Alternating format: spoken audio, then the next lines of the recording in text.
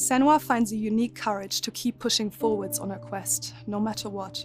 She sees the world differently to those around her and faces challenges others would avoid. When driven so strongly by one powerful purpose, she will do anything to rid the world of the darkness. This is her life's mission, and she will not stop until she fulfills her quest. My name is Eddie, and I have lived with psychosis for most of my life. To me, psychosis means living in a different reality, a reality that isn't shared with other people. Often living with psychosis is dark and miserable. While experiencing psychosis, I've got to hear the voice of God, the opposite, seen and spoken with angels, and been to hell itself. Recovery college and peer support really did turn my life around. I thought I would never get better, and yet here I am.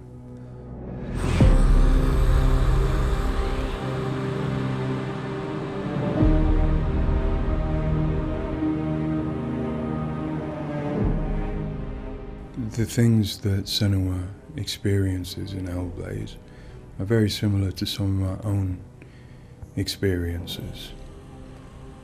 She lives in a reality that other people might find hard to understand.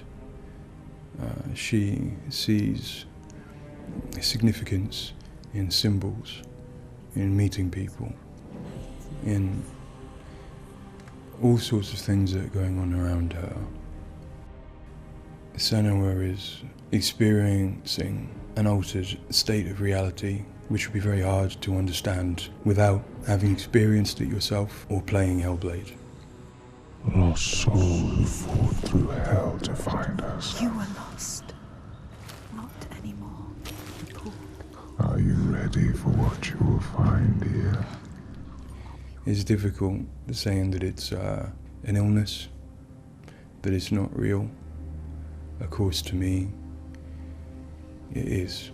And of course, to Senua, it is. And that's what's driving her to do these amazing feats of courage, to overcome pain and exhaustion, to do what she knows she must.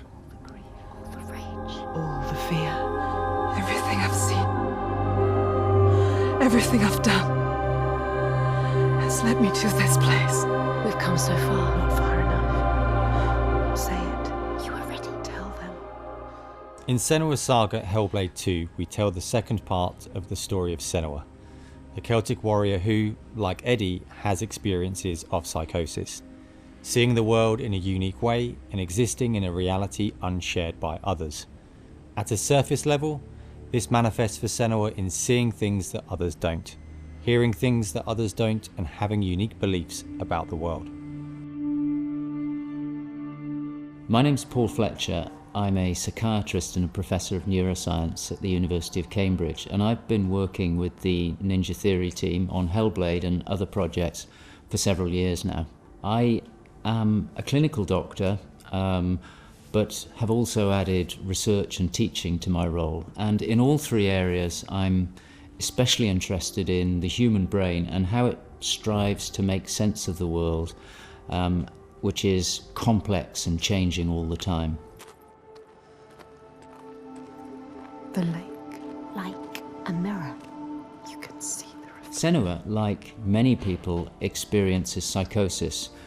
Now, psychosis is not a diagnosis, although it is associated with a number of medical and psychiatric conditions. But ultimately, it's a loose description of a shift in one's experience of reality. What are you doing? Screams of the dead. There's something here.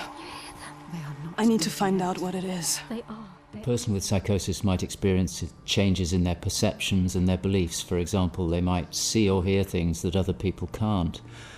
and they might come to believe things that are quite uncharacteristic for them. For example, they might feel that somebody, perhaps somebody even very close to them, is intent on trying to harm them. Now, it's very important to remember that this is not just a vague feeling or an imagination. To the person, it feels like their reality, just as everything around me feels like my reality to me. I, like many people, feel that in order to even begin to understand psychosis, we have to start with thinking about how the brain works in general, how it makes sense of the world around it. And when we do that, we're repeatedly confronted with evidence that actually it doesn't just rely on the evidence of our senses, but it actually relies on what it already knows, on its predictions, its anticipations, and its expectations. Your voices. Now that might seem like a defect. After all, why would we want to rely on what we already know rather than what the world is telling us? But if we did act simply as passive receivers, we would be completely swamped. We'd be like a newborn infant trying to make sense of the colours and shapes without any way of having a framework to try and understand those colours and shapes. Our senses are bombarded with information from the world that's rapid, it's intensive, it is noisy, ambiguous, unreliable. And if we were to try and make sense of that without imposing patterns and expectations, then it would be like trying to assemble a multi-dimensional jigsaw without knowing what the picture was on the box. Many of us think that the brain ultimately is an organ that makes predictions. It craves patterns and associations in order to make sense of the world. And without that, we are confronted with a feeling of uncertainty, of anxiety, of distress, even of fear. They're calling. Something is drawing ahead. Where do these predictions come from? Many of them are actually embedded in the structure of our brain, probably wired there by evolution. Many of them come from our earliest experiences as babies, trying to make sense of this new world that we're born into. Many come from our early childhood experiences, from what we learn from others and how we interact with others, from our parents, our teachers, our friends.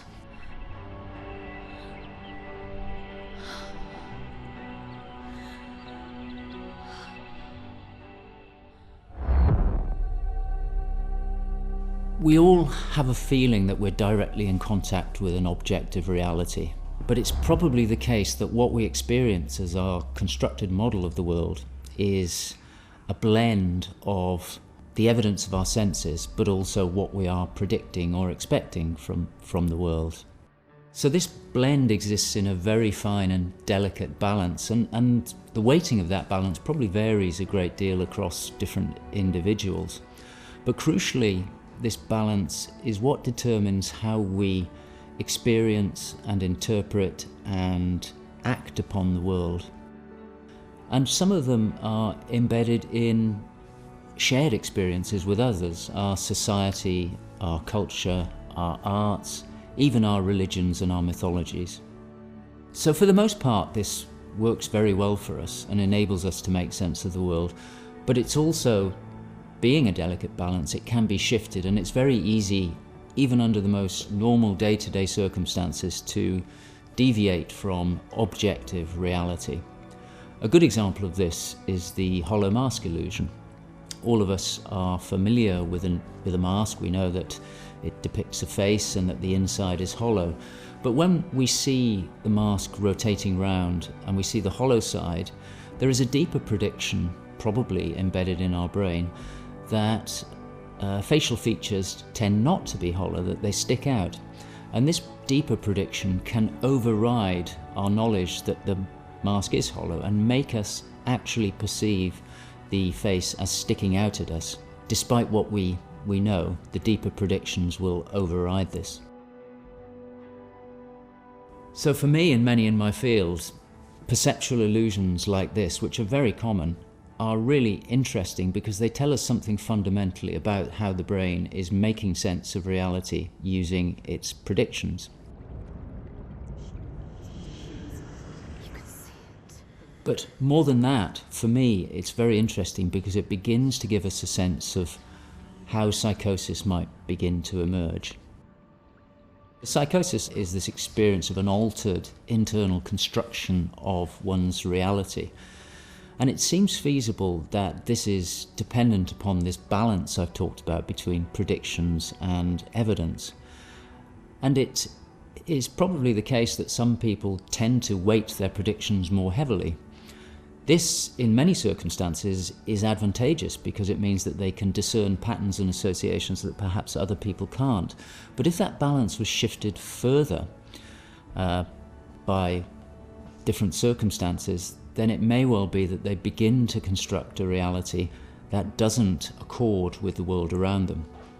What might cause that shift? Well, a number of things. It could be caused by stress, sleep deprivation. It could be caused by illness, neurochemical disturbances. It's also the case that our experience will change how we predict things. So a very profound experience, for example, of trauma, could powerfully change the way in which we make predictions about the world and shift us from this delicate balance into a state of psychosis. In the case of Senua, we know that from an early age she was able to discern patterns and associations that perhaps other people couldn't. And on top of that, her childhood and adolescence had a number of traumas in it. Her father was abusive and he accused her of being the cause of evil and darkness. Her mother, who had the same capabilities as she did, was actually sacrificed for the same reason. And in addition, her village was attacked by Vikings and her lover was brutally killed. And it's possible that all of these traumas would act on her natural tendencies to topple her into this psychotic experience that is depicted in Hellblade. With every defeat, the dark rot will grow and soon it will take her soul.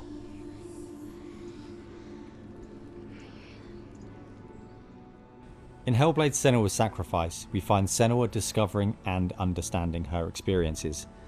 They're relatively new to her, and the pain and torment feels at its most acute. Having travelled to a new place, with a mind full of her trauma and truth stories of the Vikings, she embarks on a journey of coming to terms with what has happened in her life. Ultimately, rather than finding the unachievable certainty of rescuing Dillion, she achieves certainty in the realisation that Dillion is gone forever. She learns to accept his death, and in turn, her experiences of psychosis. Even in darkness, the wonder and the beauty of this world never leaves us. It is always there, waiting to... In Senua's Saga, we find Senua at a different place on her physical and mental journey. Empowered with the sense that she has overcome her own darkness, she's now compelled to follow a new quest, to save her people from that same darkness. You smell their fear. He's here. Death is coming. Look at the bones. Death is coming. Look at the bones. That's going to be you. That's going to be everyone. In Sacrifice, Senua's psychosis is acute and all-consuming. She is preoccupied and absorbed by her experiences. To some extent, she is enveloped and enslaved by the darkness. She cannot ignore her voices and visions. She's totally committed to the quest within her altered reality. In Saga, there has been some resolution to this. There's no miracle recovery. She still experiences the voices and visions. She still has a changed reality. But the balance of power has shifted. She is the one who is able to be in control. She's able to resist and challenge the voices. She's able to make decisions that much more clearly reflect her own goals. They see through your lies, and I will show them how to see as I do. I will not appease your gods. I will destroy them. And in addition, in Saga, she is able to encompass the reality of others. She sees them for the constructions that they are, and she is able to interact with them. And I think that's a very powerful change and a very important area to explore. They have lost everything. In Saga, we've had the opportunity to explore the next phase of Senua's mental health journey. One where she's come to a place of understanding, but where she and us as creators have new challenges to overcome. Where Senua's belief system will clash with that of others. Her experiences will play out in the presence of people who don't share her perspective. And where she feels a new sense of power in being chosen for the quest, but also a new weakness, bowing underneath the weight of responsibility that sits on her shoulders. Wait.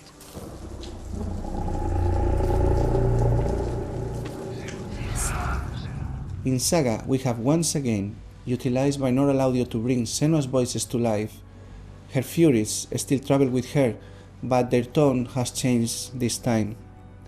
She continues to be haunted by her father, and she starts to feel the audial presence of Icelandic myth infecting her mind. That scream, that voice. Something dark, Senua. You need to go up there. Don't let them see you coming. You need to find out. Don't let the monsters find you. You can do this, Senua. To hear the world as Senua does, we spend time with people with lived experiences of psychosis, and also with Paul Fletcher. This made a strong basis of what it is to hear voices, what they say, how they sound, how they change or react to external stimulus. And this paired with all we learned from the first game, Hellblade: Senua's Sacrifice, led us to create Senua's own sonic version of reality. To me, it's a privilege to sit in a room to play our game, and as we progress, hear their comments, thoughts and suggestions. Each one provides a different perspective, and I find especially inspiring and humbling to hear from Eddie his own experiences. Especially, I find he has a way of putting very complex emotions, situations, in a very simple yet poetic way, and it's really inspiring for me when I'm thinking in Senua's journey. We use binaural audio to bring 3D space in the headphones. This allows to experience the voice hearing and other sounds with a physical sense. Also extremely important is the performance of the voices, and for that we have been collaborating with Helen and Abby, our Furies. They are the most prominent voices of Senua. The way we perform is important as well, allowing for freedom, movement, creative input from Helen and Abby, and also important to have with them conversation and spend time talking about the journey of our character.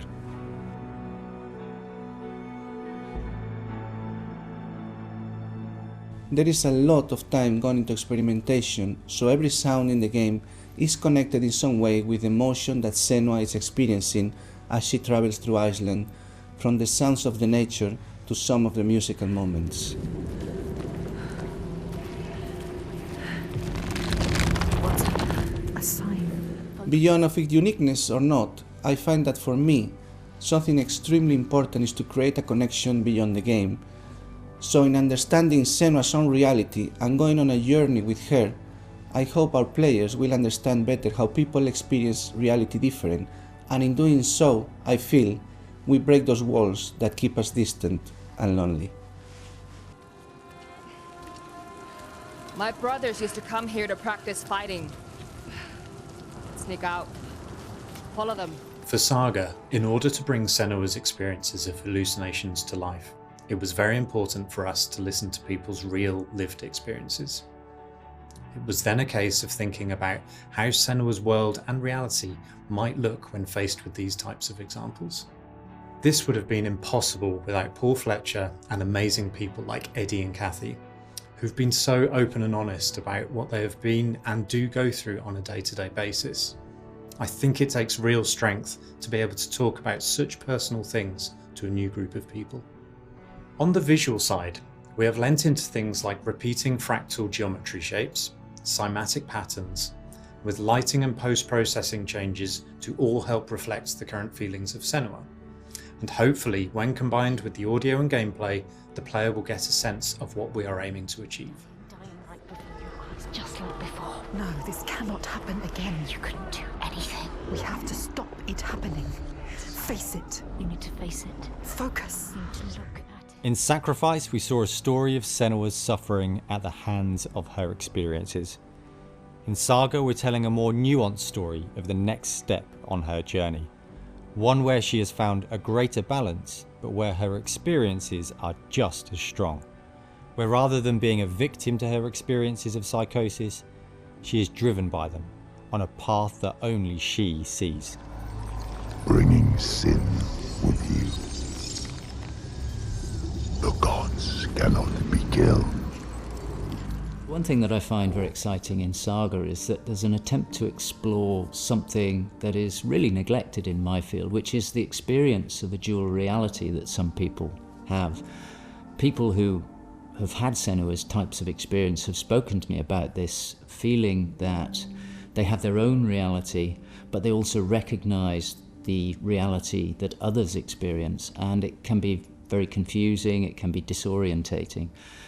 And it's exciting to me that the game contains an explicit attempt to portray this experience of dual realities, and I think it'll be very interesting to see how people respond to that.